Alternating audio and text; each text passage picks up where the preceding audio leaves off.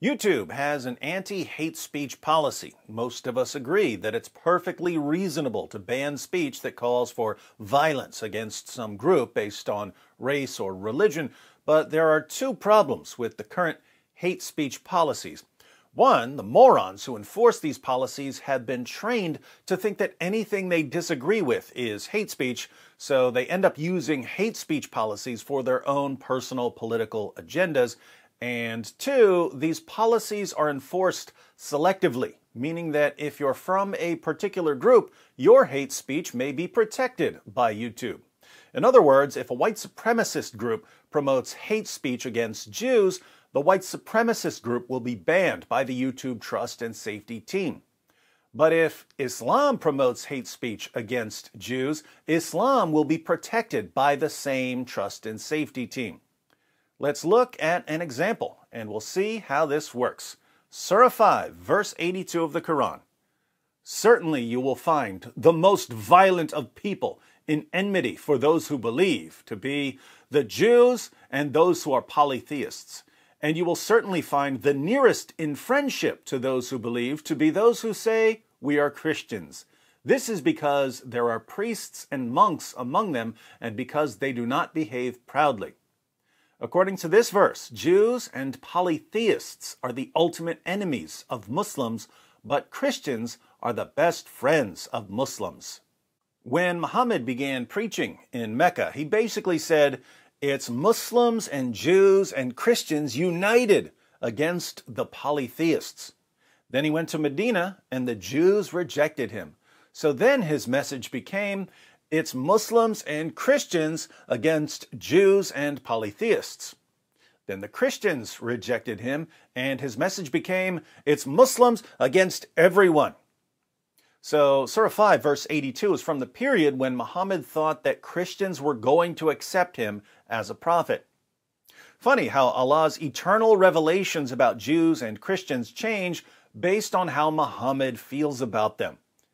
Now, what are Muslims supposed to do about their enemies, the Jews, according to Muhammad? Sahih Muslim 73:39. It was narrated that Abu Hurairah said, the Messenger of Allah said, the hour will not begin until the Muslims fight the Jews, and the Muslims will kill them, until a Jew hides behind a rock or a tree, and the rock or tree will say, O Muslim, O slave of Allah, there is a Jew behind me, come and kill him. Except the Garkad, a thorny tree, for it is one of the trees of the Jews.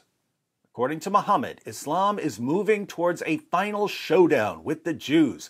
In this final showdown, Muslims will exterminate the Jews.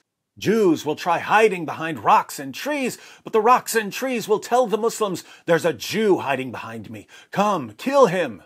Except the Garkad tree. According to Muhammad, some trees are loyal to the Jews and won't snitch on them. Keep in mind, this is the same so-called prophet who delivered the Quran.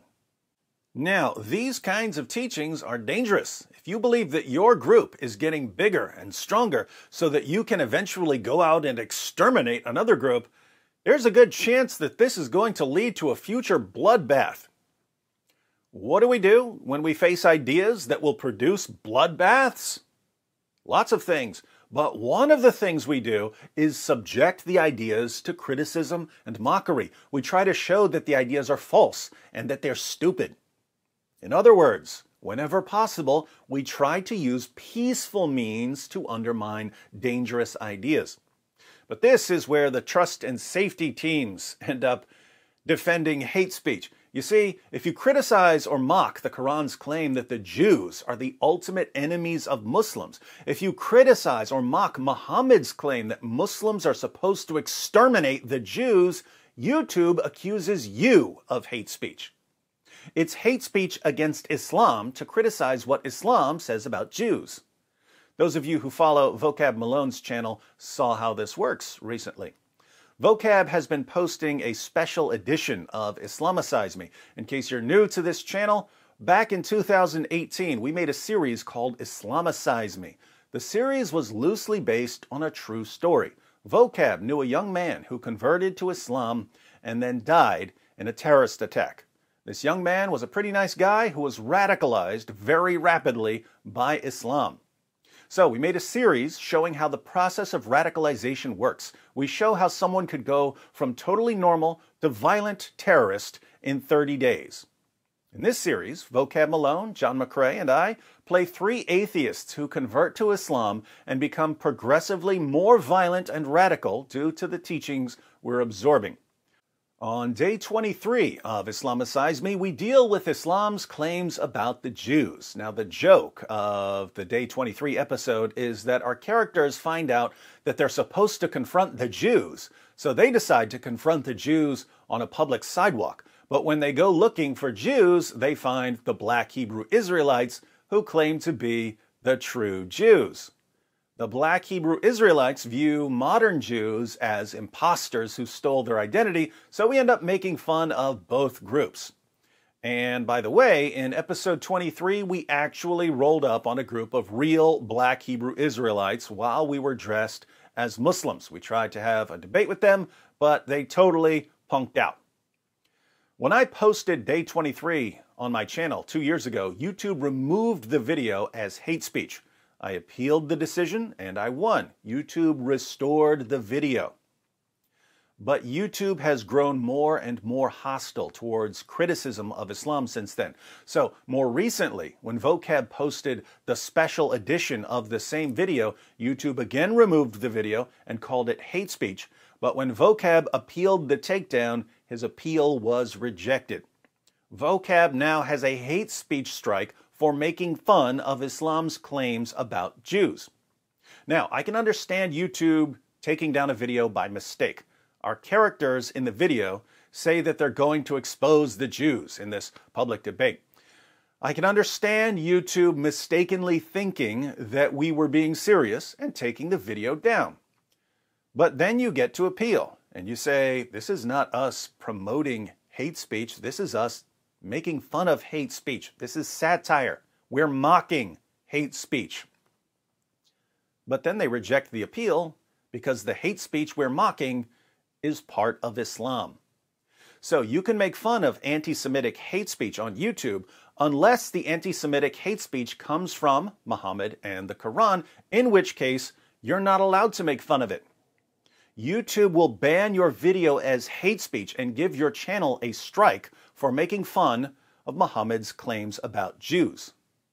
Vocab actually handled this pretty well. After his appeal was rejected, he posted the day 23 Snowflake edition, in which he heavily censored everything in the video that could be considered hate speech by some moron on the YouTube Trust and Safety team.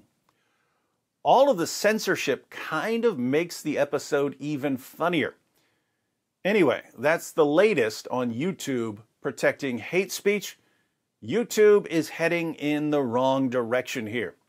In the comments, I'd like those of you who've seen both versions of day 23 to tell me what you think.